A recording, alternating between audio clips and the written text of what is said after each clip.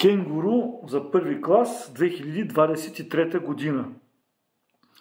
По определено правило, 24-та задача, по определено правило от четирите цифри 2, 4, 5 и 6 са получени последователно подрежданията.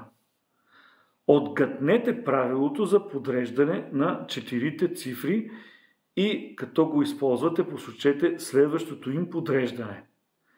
По-наблюдателните деца много бързо виждат, че просто последната цифра идва най-отпред. Ето четворката като дойде тук и шестицата става последна, съответно другия ред се запазва. Което означава, че двойката трябва да дойде пред петицата и ще се получи 2, 5, 6, 4, 2, 5, 6, 4, отговор А. Задача 25. В един склад има 20 кутии, в 15 от тях има пирони, в 14 има кламери, а в 13 има пирони и кламери. В колко кутии няма нито пирони, нито кламери? Тук интересното е, че това е задача от множества и децата трябва да знаят какво са кръгове на Ойлер. Ако не ги знаят, могат да импровизират нещо, но сега ще реша с кръгове на Ойлер. Има 20 кутии, общо са 20, в 15 от тях има пирони. Слагаме един голям кръг, слагаме и още един кръг. В този кръг има пирони, а в този кламери. Общо пироните са 15, а кламерите 14.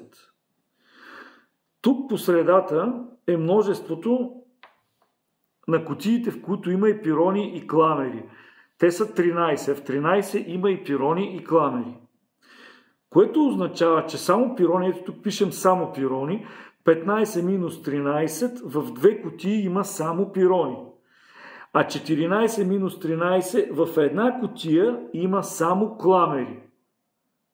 По този начин е изпълнено в 15 кутии да има пирони, в 14 кутии да има кламери и в 13 кутии да има и двете. В задачата се пита в колко кутии няма нито пирони, нито кламери. Ние знаем, че кутиите са 20 общо, а в тези, в които има поне едно от двете, са 2 плюс 13 плюс 1. Може да си го запишем. 2 плюс 13 плюс 1.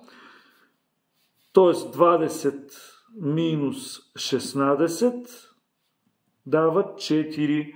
В 4 кутии няма нито пирони, нито кламери. Задача 26. Кодът на една кредитна карта се състои от 4 цифри. Колко са различните пин кодове? Сборът от цифрите, на които е равен на 5 и между 4 цифри не фигурира цифрата 0. Това е много важно, че нямаме 0. Тоест, ние трябва да получим 4 цифрен код и сбора да е равен на 5. Ако са 4 единици, сбора ще е равен на 4. Това означава, че са 3 единици и една двойка. Тоест, задачата се свежда до това двойката да мине от първо до последно място. Тоест, тя може да е на първо, на второ, на трето и на четвърто място съответно. Останалото, може да си го допишем с единички, но и да не го допишем. Примерно тук има една единичка, тук има още две. Тук има само една, тук има две и тук има 3 единички преди това. И да не ги допишем единичките, няма никакъв проблем. Пита се колко са различните пин кодове. Те са 4, които отговарят на това условие.